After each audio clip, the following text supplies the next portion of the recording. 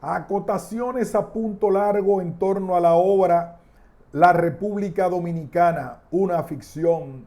de Juan Isidro Jiménez Grullón, por León David.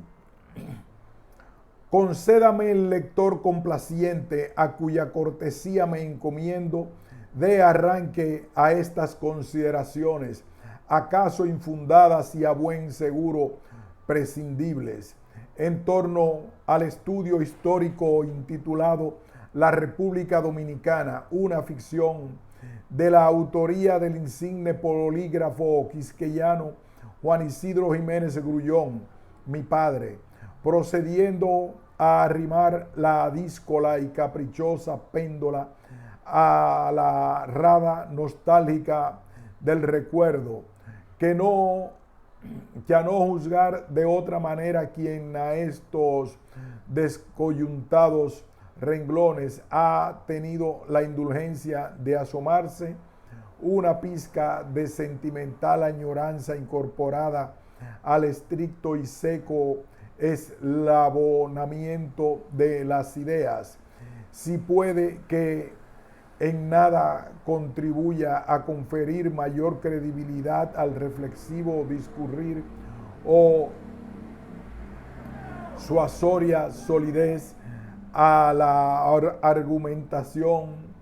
En el peor de los casos tampoco perjudicará en lo más mínimo, tengámoslo por cosa averiguada, el feliz desenvolvimiento de la cavilación.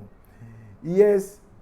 que el autor de la presente glosa, por temperamento y oficio, harto más inclinado a la recreación artística de la realidad, con lo que semejante actitud conlleva de carga subjetiva y emocional. El autor decía de estos infractores comentarios de viso y condición por entero refractarios a la gélida geometría de los conceptos que el pensador doctrinario despliega, entendiendo única y exclusivamente el rigor de una huraña, cuanto desapacible legalidad de abstracta catadura, siempre se ha avenido a conjeturar que la brillantez intelectual y la contundencia cuestionadora y analítica no tienen por qué andar reñidas, al menos en el ámbito del relato histórico, con un planteo inquisitivo que, junto a las plausibles inferencias, verificada documentación, hipótesis verosímiles y explicaciones convenientes, se proponga insuflar a las interpretaciones expuestas por naturaleza genéricas, impersonales y de amplio espectro, cuando no abstrusas, la concreta inmediatez de lo directamente experimentado, la carnadura, la vibración, el pálpito y el colorido de la vida, tanto más cuanto que la muy excepcional coyuntura de hallarme en la situación de llevar a esta hoja de papel algunas apreciaciones acerca de una obra que vi nacer, fruto de la mente privilegiada de quien fuera mi culto progenitor, a quien hoy lamentablemente la clase letrada de nuestro país, salvo contadas excepciones, ha confinado a la fosca neblina del olvido. Pareja circunstancia, insisto, por modo azaz, comprensible y espontáneo, abre, como no podía dejar de hacer, las esclusas de la memoria mía, y heme aquí de repente transportado en alas de retrospectivo peregrinaje espiritual hacia los pasajes de un ayer que, lejos de haberse desvanecido por la obra del transcurrir vejatorio del tiempo, habita aún y siempre habitará mientras me asista la conciencia, en lo más recónditos ontanares de mi ser. y la remembranza cálida y entrañable me traslada a un remoto 1966, o era 65, en la entonces apacible ciudad venezolana de Mérida, urbe asentada en espléndido escenario al pie de la majestuosa cordillera de los Andes, que alzándome en sus más prominentes picachos a más de 5.000 metros de altura, exhibe orgullosa la eterna e inmaculada diadema de la nieve. Allí, a la sazón, estudiaba en la reputada Universidad de dicha villa, centro académico que atraía a gran número de jóvenes de todo el país, un mozalbete, el que más de 5 décadas después, en este preciso instante, estas líneas pergeña, porque aunque parezca increíble, doy fe de que alguna vez tuve 20 años. Muchacho que, como en ese entonces, no vivía solo y a su guisa, sino junto a sus padres, en un departamento céntrico de la provinciana pero bulliciosa población, fue involuntario testigo del alumbramiento de la República Dominicana, una ficción. Mis intereses y cuidados en ese periodo juvenil de la existencia apuntaban a horizontes muy ajenos a lo que en el seno del hogar acaecía, y aun cuando la relación con mis padres fue siempre estrecha y afectuosa, poca atención prestaba a lo que hiciesen o dejasen de hacer. Por lo demás, que mi padre se consagrase a escribir un libro acerca de los avatares y desventuras de su amada patria insular, recién invadida por el ejército norteamericano tras la sonada insurrección constitucionalista, nada tenía de novedoso ni de extraño. Desde muy niño, cuando en Cuba, por una u otra razón, no tenía que salir a ganarse el pan recorriendo los caminos de toda la geografía oriental de ese antillano suelo en su trabajo de visitadora médico, y podía permanecer en casa, me acostumbré a verle a cualquier hora del día o de la noche sentado frente a su máquina de escribir portátil, a un lado de la mesa el sempiterno y humeante habano desparramando cenizas sobre el cenicero, y al otro lado la indefectible taza de café recién hervido que a lentos sorbos consumía cuando por un momento daba tregua al gastado teclado de la vieja Underwood, mientras la vista perdida, sabrá Dios dónde, se colocaba de rato en rato el puro en la boca, aspirando el humo que a seguidas liberaba a manera de espesa nube aromática que todo lo envolvía. Aún me maravilla recordar, no tengo grabado en la mente el sonido metálico de los tipos golpeando sobre el rodillo, la extraordinaria celeridad que hasta el más habilidoso mecanógrafo habría envidiado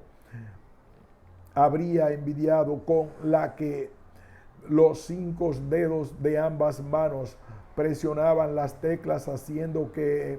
el timbre marginal tañera de continuo al tiempo que movía la palanca del carro libre para pasar a la siguiente línea. Ahora bien, para el caso que nos incumbe, lo que no puedo dejar de sorprenderme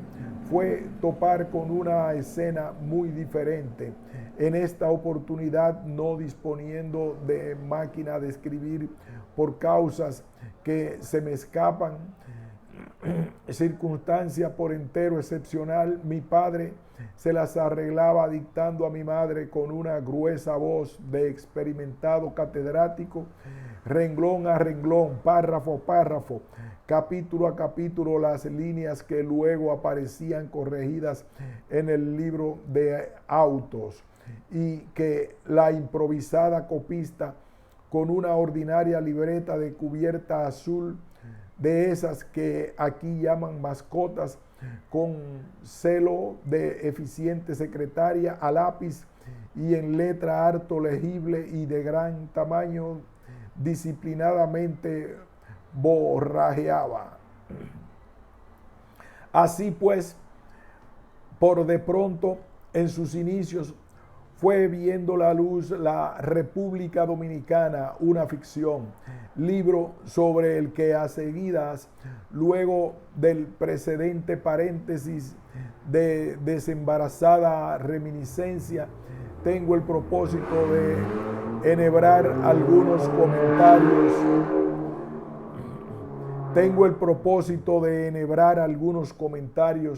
Que si no consiguen mostrarse a resguardo del reproche de superficialidad, ostentarán a trueque la ventaja de no ir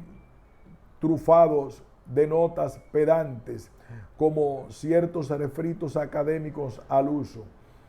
Claro que antes de entrar de lleno en materia, o como dice el pueblo menudo, antes de agarrar el toro por los cuernos, respondiendo a mi nada sistemático y harto reprensible modo de abordar con fines evaluativos los escritos de talante ideológico y la indagación histórica, se percate o no de ello su autor, pertenece a dicha categoría, obedeciendo, repito, a la falta de método y orden con que suele mi reflexión errar por los laberintos minotáuricos de la mente. Disculpará quien por entre estas líneas pasea su mirada, que difiera nueva vez durante breve lapso el somero vistazo crítico que me comprometiera a llevar adelante por los intríngulis de las varias veces mencionada obra de Jiménez Grullón. Para el buen tum y sin tiento ninguno proceder iba a escribir a un razonamiento, pero quizás la denominación que le acomode sea más bien una divagación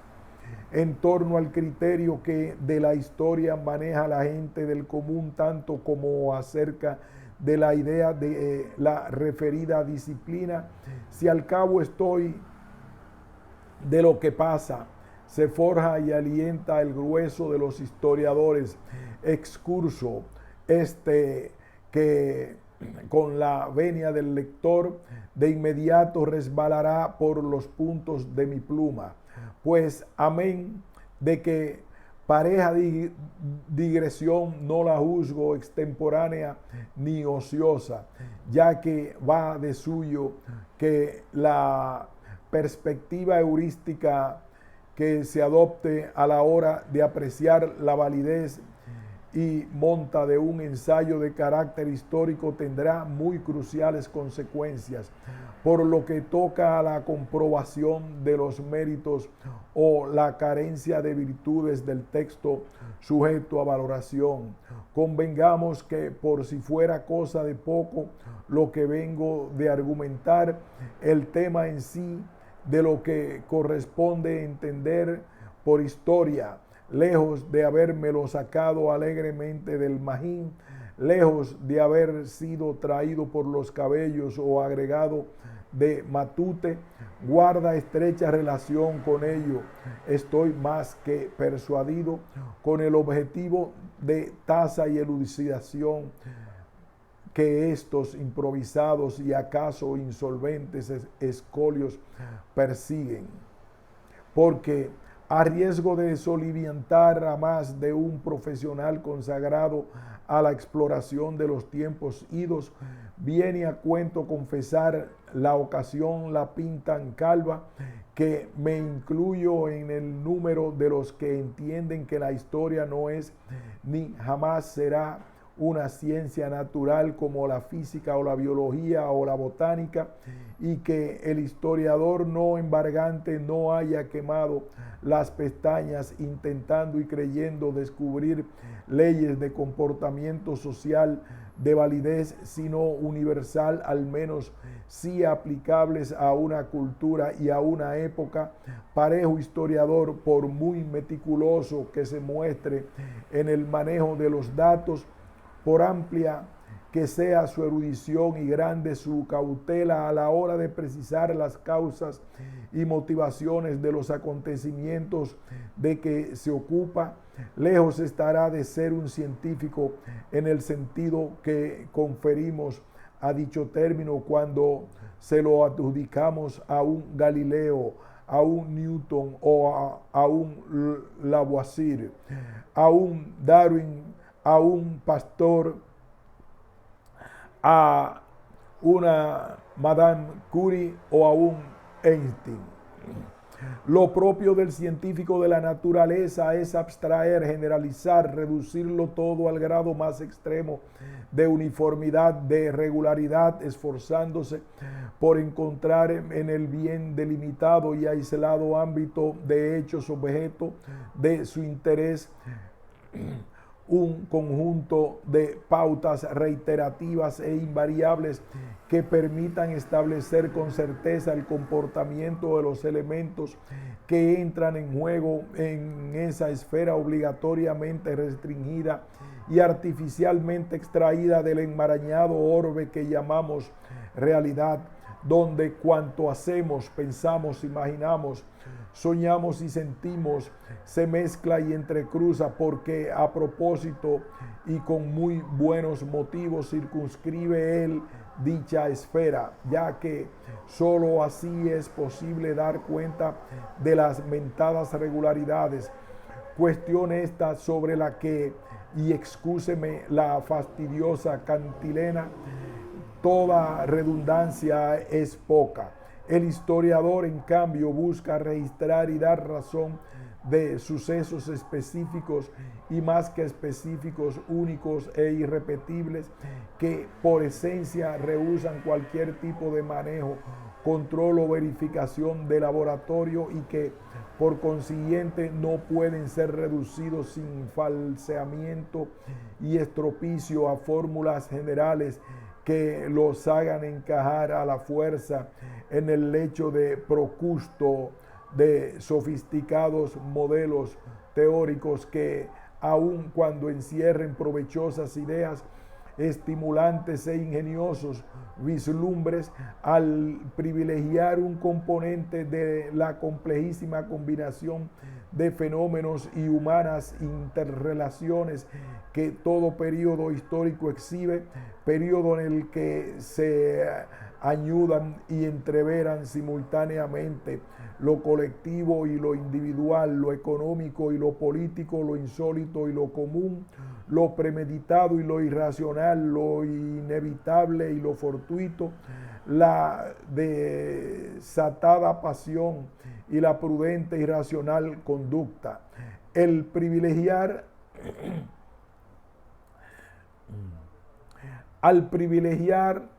arguía un factor sobre el resto de los innumerables elementos que forman parte de cualquier estadio del cuadro histórico investigado, como hiciera Buckle, siguiendo a Comte, con el clima, Taine, con la raza, el momento y el medio, Marx, con la teoría de la lucha de clases y la base y la superestructura, o los freudianos con el inconsciente. El resultado dará lugar por modo inexorable a omisiones flagrantes, a exageración y esquemáticas deformaciones. Y es que la existencia de las sorprendentes criaturas que hemos convenido en apodar humanas desde que milenios atrás se desprendieran poco a poco del simio del que procedían y tras múltiples experimentos fallidos de la naturaleza accedieran al misterioso litoral de la conciencia simbólica. Dicha existencia humana, recalco, si por algo se ha caracterizado desde entonces, es por estar constituido por una inextricable red de pensamientos, sentimientos, deseos, voluntades, impulsos e intereses que, amén de su casi infinita diversidad, o tal vez a causa de ella, no se prestan a una fácil ni exacta medición. De ahí que los métodos cuantitativos de las ciencias positivas como la geología, la astronomía o la genética, salvo en los casos en que la indagación histórica confine y ciña al máximo su área de estudio, reportarán muy escasos beneficios cuando, usurpando una función que no les corresponde, se los pretende emplear a guisa de elucidario o llave maestra en la esfera de índole preponderantemente cualitativa del acaecer histórico.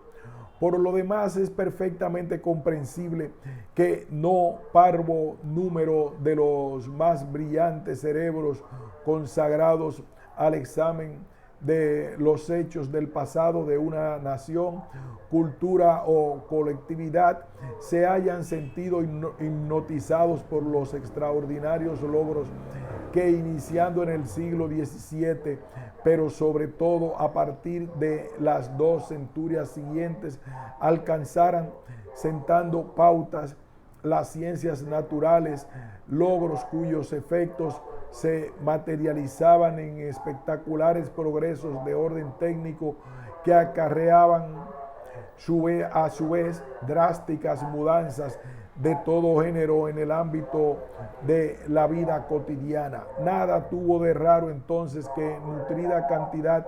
de ilustrados intelectuales afectos al estudio de la historia se propusieran animosos, confinados y optimistas a remedar los éxitos de que los físicos, biólogos y matemáticos obtuvieran en los respectivos campos de su especialidad, acogiéndose dichos historiadores al expediente de acomodar a su propio asunto de indagación el cuento de la lechera, que diría un castizo. Los métodos específicos utilizados por las mentes a menudo geniales de quienes a las referidas disciplinas científicas se dedicaban. De hecho, como con envidiable brillantez lo señala Isaiah Berlin, cuyas ideas en torno al tema puesto sobre el tapete con tal irreverencia me he complacido en saquear. Si lo que tiene que hacer una ciencia es concentrarse en las semejanzas, no en las diferencias en general, omitir todo lo superfluo para dar respuesta a las preguntas severamente delimitadas que se pone a la tarea de formular,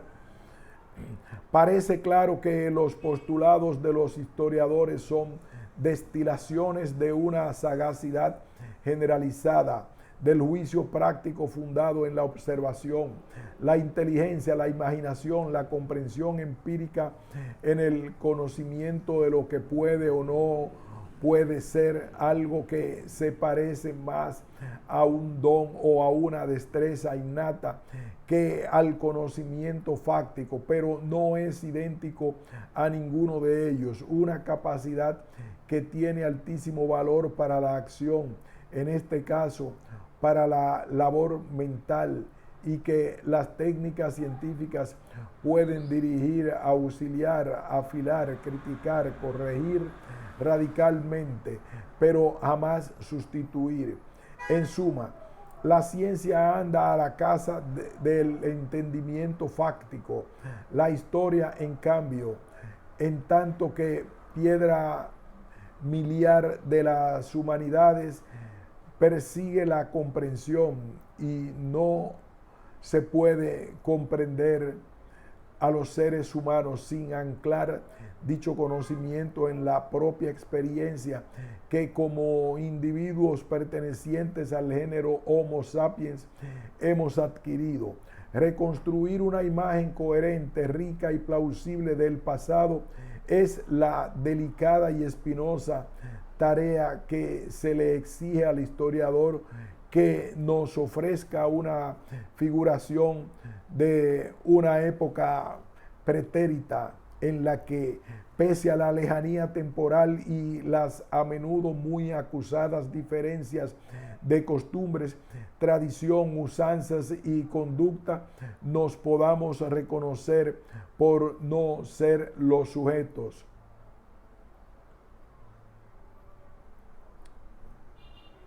Circunstancias y sucesos que el historiador trae a cuento: guerras, alianzas, traiciones, hambrunas, destrucción, crueldades, solidaridad, sacrificios, estupidez y generosidad,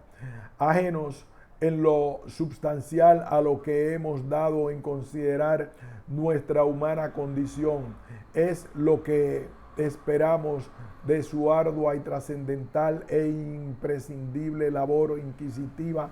de modo que podamos conferir a pareja reconstrucción, para nada científica, pero ciertamente racional, legítima y procedente y fundada, ya que no absoluta credibilidad, al menos sí un amplio grado de confianza. Lo que distingue al gran historiador del mediocre o del simple cronista es su capacidad para aprehender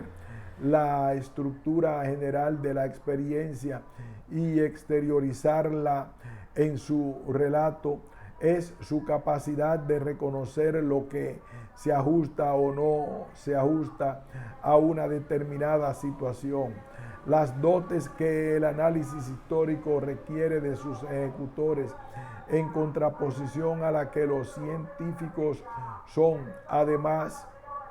de la facultad de reflexionar en términos generales, virtud que comparte con estos, la habilidad para asociar hechos y circunstancias, para reparar en la relación de las partes con el todo, para advertir aquello que enlaza a los individuos unos con otros y los caracteriza en tanto que personas concretas de carne y hueso, y no, como con lucidez señalaba E. Berlin, como casos particulares de tipos o de leyes. Y ya que hemos vuelto a hacer mención de las autorizadas y difícilmente rebatibles opiniones de ese conspicuo pensador letón, en aras de dar remate al tema que estamos debatiendo, cosa que a buen seguro el martirizado lector agradecerá, me viene como anillo al dedo lo que en torno al asunto que nos trae de cabezas de manera categórica dicho eximio humanista dictamina.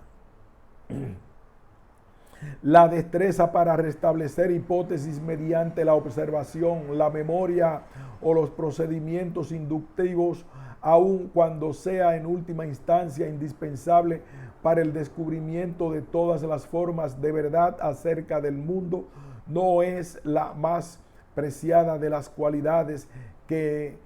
necesitan los historiadores. Tampoco es un síntoma de talento histórico el deseo de descubrir recurrencias y leyes.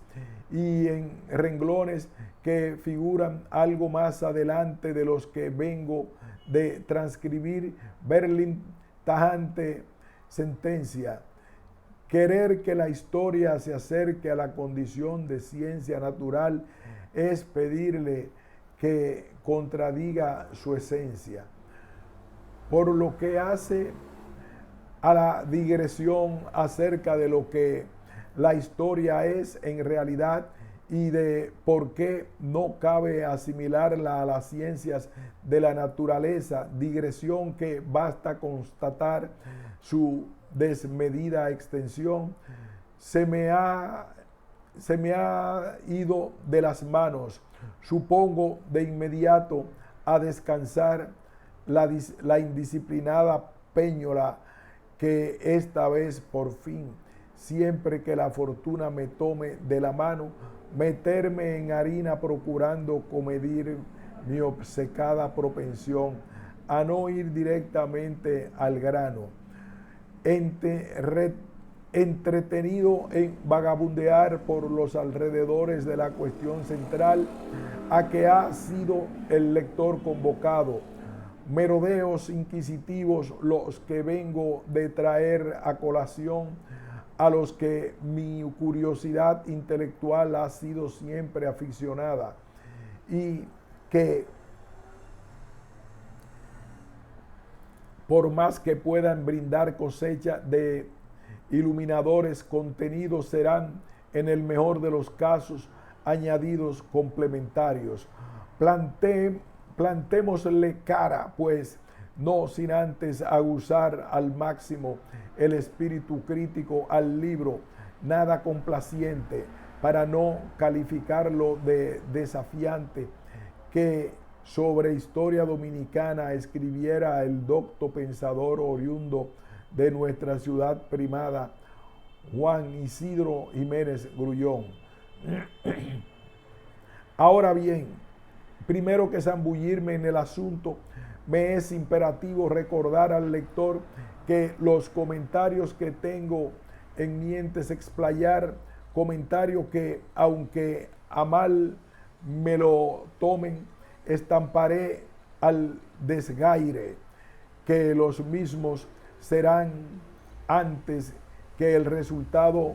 del sesudo y bien documentado examen de un historiador profesional, que no lo soy ni nunca. Dios me libre de semejante propósito. He pretendido serlo.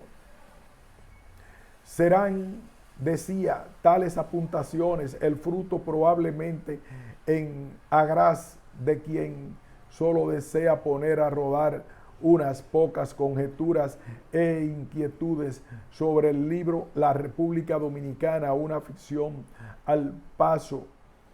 que recorría sus páginas iba haciendo germinar en mi fuero íntimo. Por consiguiente, a tenor de lo que vengo de señalar, queda advertido el que por entre estos renglones deambule, de que los conceptos con los que topará, si incurre en el desaguisado de continuar leyendo, amén de ser de mi entera responsabilidad, pues han brotado de mi propia Minerva y no de ajenos caletres, ni remotamente ambicionan ser tenidos no ya por definitivas e indiscutibles verdades, lo que sería ridículo engreimiento, sino que ni siquiera aspiran tales acotaciones a que se las considere opiniones autorizadas. Y anticipo la reacción, un si es no.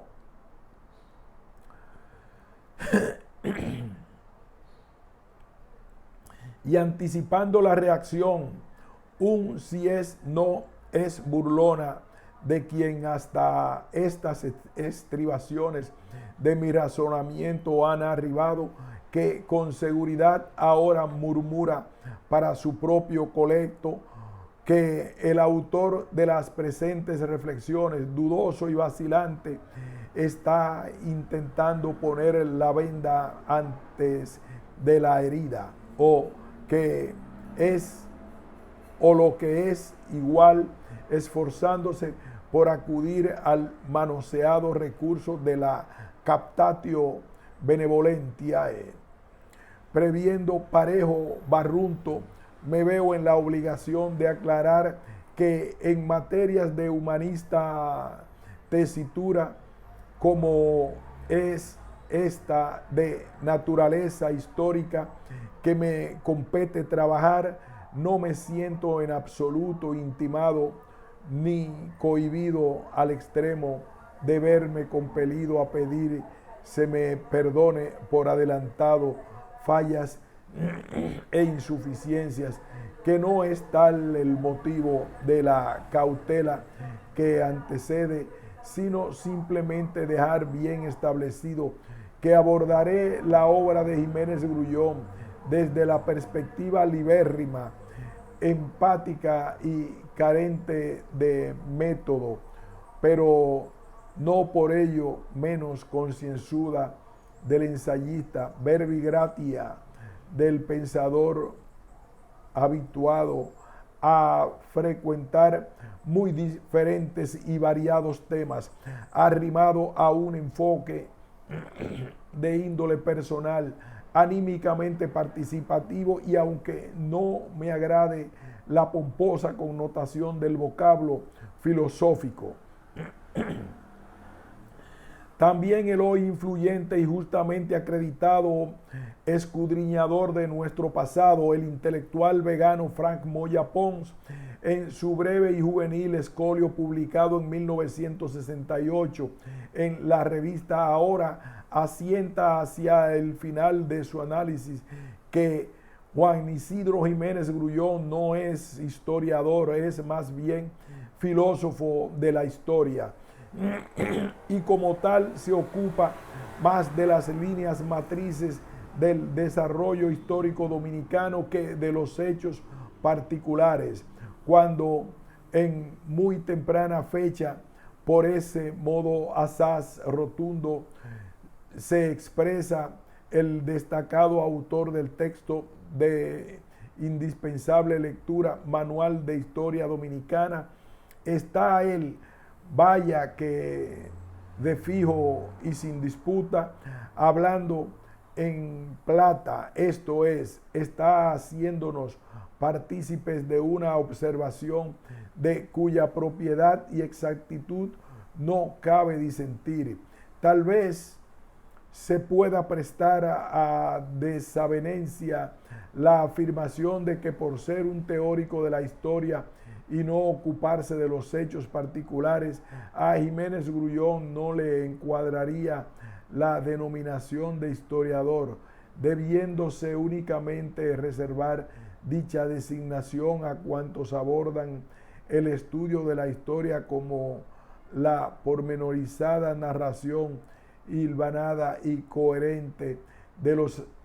acaecimientos significativos del ayer. Pero lo cierto es que mostremos conformidad o discrepancia sobre la referida conceptuación, se me hace que dicho punto, por circunstancial y accesorio, es cuestión baladí de guisa tal que lo que procede por mor de la sensatez es suscribir sin la menor vacilación el dictamen de Moya Pons en orden a considerar al autor de La República Dominicana una ficción, un filósofo de la historia. Comprobarlo es viaje para el que no precisa alforjas. Así, y es apenas uno de los caudalosos ejemplos que podríamos recoger de las páginas del libro que nos distrae en su introducción, donde nos pinta con subidos colores la naturaleza de la colonia, el acucioso pensador del pasado de nuestra isla nos dice: colonia fue pues allí no solo el sometimiento a un poder extraño, fue toda una configuración económico-social fundamentada en el principio de la jerarquía absoluta de una clase minoritaria dirigente que explotaba y mantenía en la sumisión a las clases situadas en los niveles inferiores. Fue, para decirlo mejor, un sistema de vida que, basado en la opresión y por tanto en la violencia, impedía el desarrollo armónico de la comunidad, cerrando las puertas en razón de esto último a todo progreso. Y en el párrafo que sigue remacha: ese sistema de vida lo encontramos en todos los regímenes coloniales de la época, y en lo que respecta a nuestra América no fue apenas superado por la independencia política. La razón es obvia. Las naciones recién aparecidas siguieron bajo el dominio de la alta clase, que al ser ampliamente beneficiada por el imperio de la antigua cosmovisión y el sistema económico derivado de esta, se esforzó en el mantenimiento de ambos.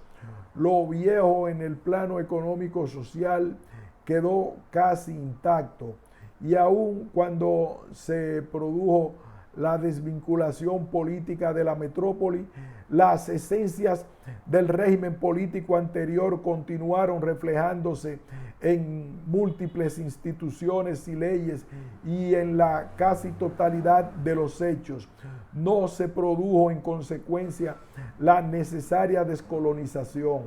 A tres aspectos del pasaje citado se restringirá mi comentario. Para empezar, salta a la vista que el cuadro de la colonia que con nítidos perfiles dibuja Jiménez Grullón es muy abarcador, amplísimo, general, descripción que se mantiene en el plano de la abstracta generalización y hace omisión de lo singular, distintivo y característico. Y esto no porque el estudioso ignore la existencia e importancia de los específicos y variados modos como el poder colonial se manifestara, sino porque centra su interés justamente en los aspectos comunes, nucleares, que él reputa decisivos y particularmente definitorios, dada la porfiada, duradera y casi inmutable presencia. Son estos la explotación y sometimiento del pueblo menudo por la clase minoritaria dirigente, la que llama burguesía atípica, primero bajo la égida de la metrópoli, pero dominación que después, pese a la liberación política que desencadenaron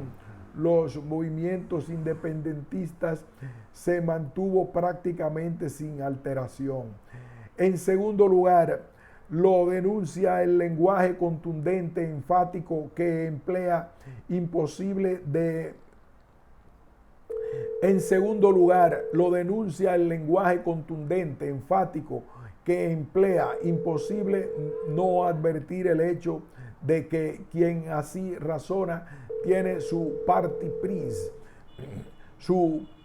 penchant rebelde, que le lleva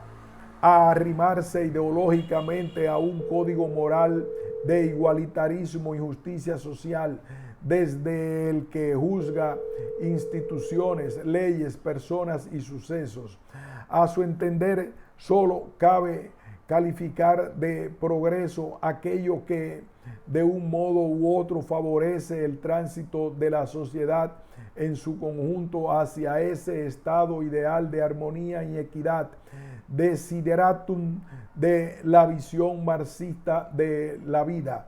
Y como la colonia y el coloniaje, concebidos in toto y de manera indiferenciada, implican y compendian los valores antagónicos a semejante panorama idílico y concepción, a mi modo de ver, saturada de utópico optimismo, nada de raro tiene que, empuñando a dos manos el garrote de la crítica, la emprenda el autor contra toda la historia, tal y como tradicionalmente ha sido relatada. La tercera observación que aflora a mi mente, luego de percatarme del encendido sesgo polémico esgrimido por el autor de La República Dominicana, una ficción, es constatar que no embargante la exigua comparecencia de concretos datos documentales de fiable tenor que respecto a los hechos históricos que examinara respalden de manera concluyente o al menos plausible los heterodoxos juicios e interpretaciones que el autor adelanta, motivo y ocasión de una de las fundadas reservas que en su lúcido artículo de la revista Ahora Frank Moya Pons presenta, y no empecé la unilateralidad y consiguiente menoscabo para la ecuanimidad y el equilibrio que a consecuencia de su radical postura de iconoclasta jaez quepa arrostrar a su investigación. Lo cierto es que, visto desde mi perspectiva del ego, buen número de los categóricos dictámenes que su propensión a los juicios de naturaleza ética le hicieran amonedar, lejos de parecerme mero desahogo, vana e iracunda descarga pasional con la que se despacharía a gusto, o estrategia discursiva sin otro fin que acomodar los hechos históricos a como dé lugar a un presupuesto teórico previamente asumido a manera de dogma. Lejos de ello, me lucen las referidas apreciaciones, independientemente de la escasez de escrituras, actas y registros que en su aval se nos muestran, perfectamente razonables, lógicas y procedentes, y por tanto dignas de ser calibradas por despacio y con harta minuciosidad. Así, por modo de ejemplo, por espinosa y escasamente redituable que sea la tarea de hallar documentos que comprueben su veracidad, pocas dudas me caben de la exactitud de lo que Jiménez Grullón afirma cuando en el capítulo 5, en su estilo tajante, sentencioso, reflexiona: en suma, el liberalismo asumó como bandera de las grandes mayorías, pero no hay que llamarse a engaño. Salvo en reducidos círculos existía una conciencia liberal, lo que había era un sentimiento que se confundía con el fervor patriótico y se expresaba en la pasión por la libertad. Como tampoco, pese a que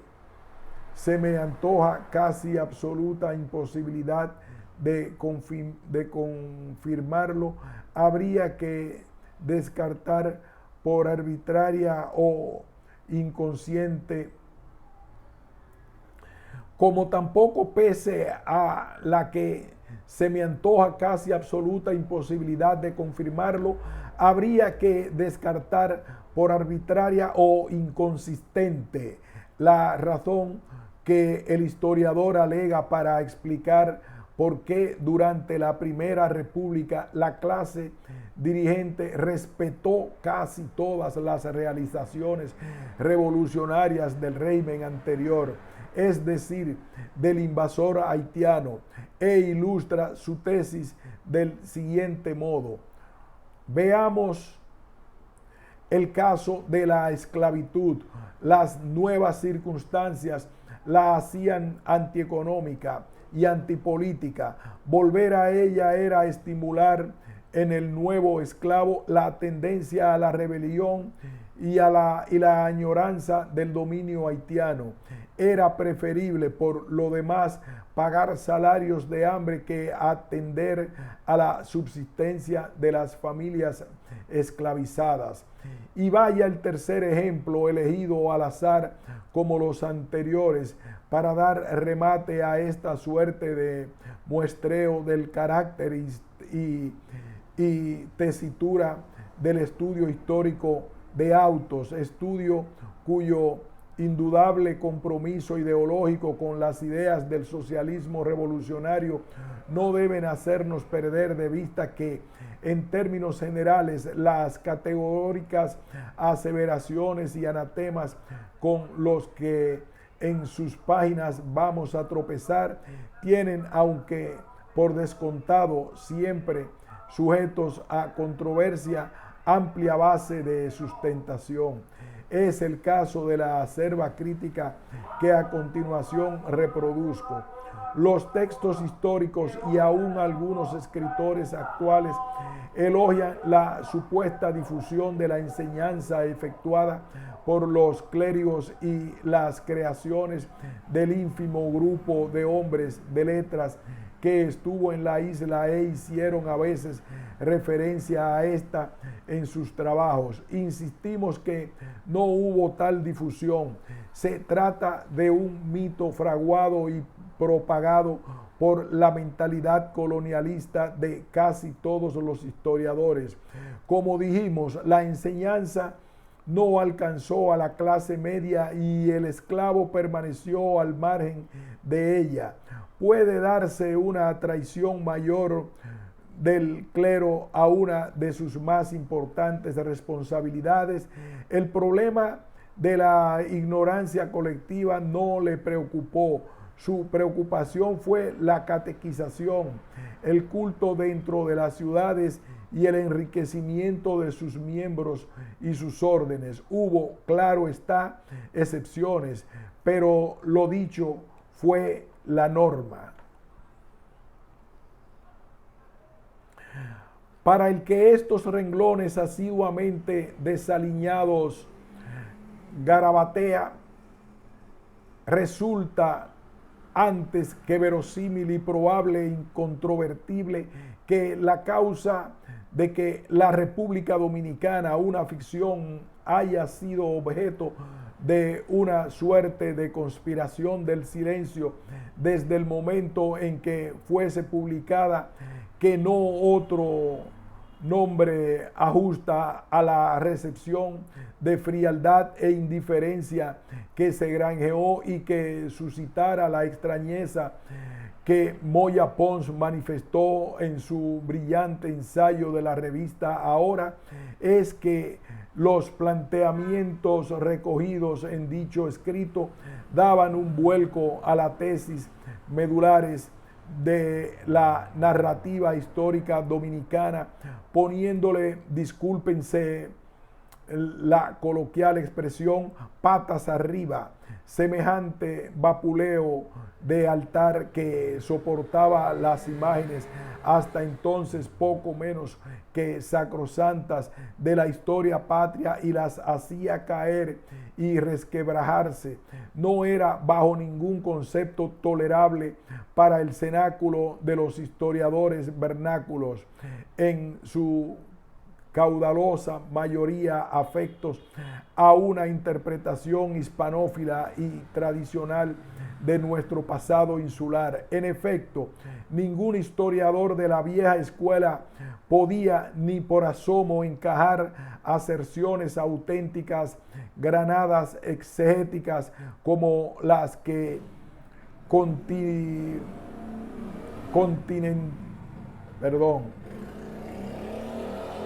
En efecto, ningún historiador de la vieja escuela podía ni por asomo encajar aserciones auténticas, granadas exegéticas como las que incontinenti reproduzco, en las que Jiménez Grullón enjuicia el dominio haitiano de la porción española de la isla. Postura escandalosa con ojo favorable. Veamos. Comillas, se ha afirmado que el régimen haitiano produjo una disolución de las costumbres y que en consecuencia se cayó dentro de una anarquía ética. ¿Es eso cierto? Que reflejaba la ética secular, fundamentalmente la injusticia,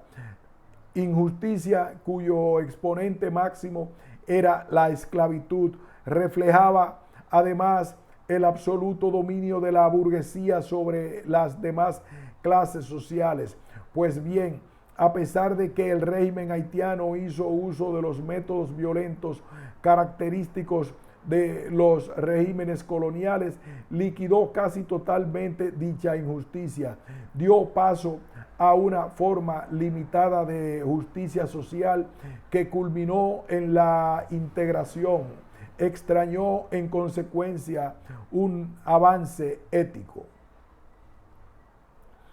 Y si pareja tesis no podía bajo ningún concepto resultar grata a la historiografía convencional, tampoco podía serle placentera la que el autor de la obra que estamos considerando desplegó con el propósito de desmentir la todavía persistente fábula del nacionalismo que impulsara el déspota Rafael Leónidas Trujillo a saldar la deuda externa con el gobierno norteamericano. He aquí lo que sin rebozo y con ese contundente estilo apodíctico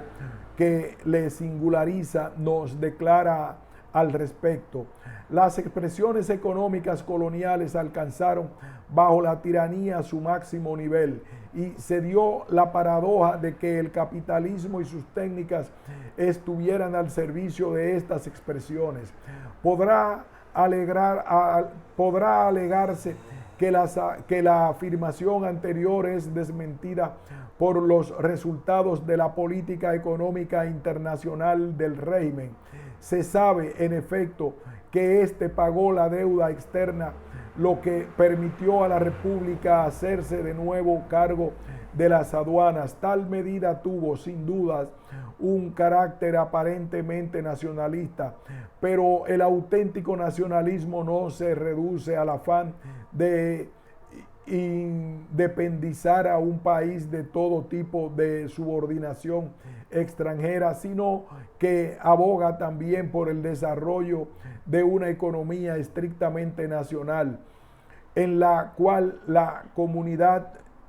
encuentre las fuentes de su subsistencia y su progreso. Sin esto último no existe el pregonado sentido nacionalista de cualquier medida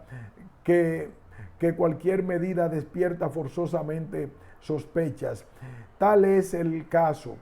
No podía haber sinceridad nacionalista cuando, mientras se hacía ese pago, se ponía en manos del capital extranjero la riqueza minera del país, se desarrollaba un tipo de capitalismo francamente imperialista y se producía la monopolización de la economía. Las raíces de dicho pago hay que buscarlas, por tanto, en la meta económica del régimen. Esta meta era, como hemos señalado, la aludida monopolización. Pretendía el tirano convertir a la República en un feudo personal suyo, y como esto no podía lograrse de modo total mientras las aduanas estuvieran en manos de un gobierno extranjero, dio el aludido paso. Al darlo, se quitó de encima una realidad extraña que intervenía en lo que él consideraba suyo y que,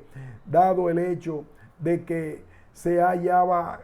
amparada por una gran potencia, podía convertirse en una amenaza para su poder. En suma, la medida no obedeció a un auténtico sentido nacionalista y por consiguiente no desmiente la naturaleza colonial de las expresiones económicas del régimen. Así pues, la República Dominicana, una ficción, es una obra señera a la que no embargante se le pueda prima facie imputar el despliegue de una interpretación del pasado dominicano. Hay una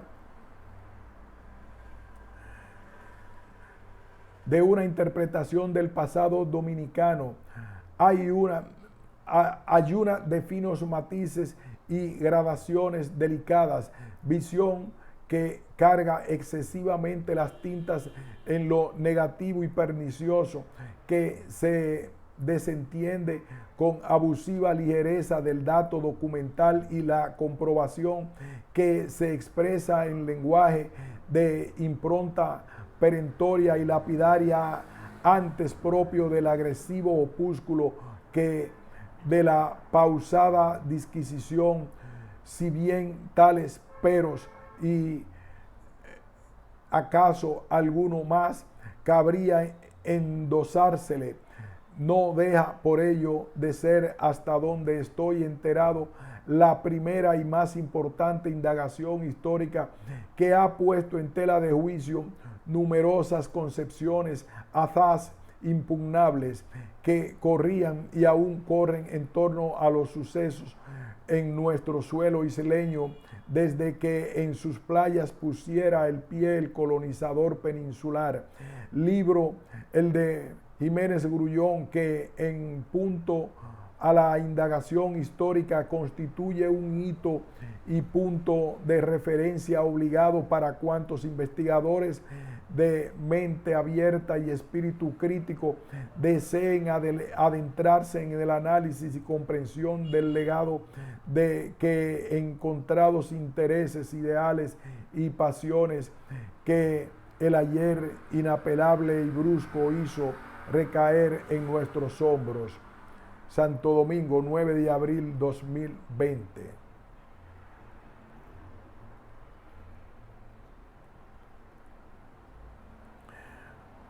Prefacio. La República Dominicana, una ficción. Aquí inicia el libro de Juan Isidro Jiménez Grullón por Fran Moya Pons. También aquí haremos una pausa y continuaremos más adelante.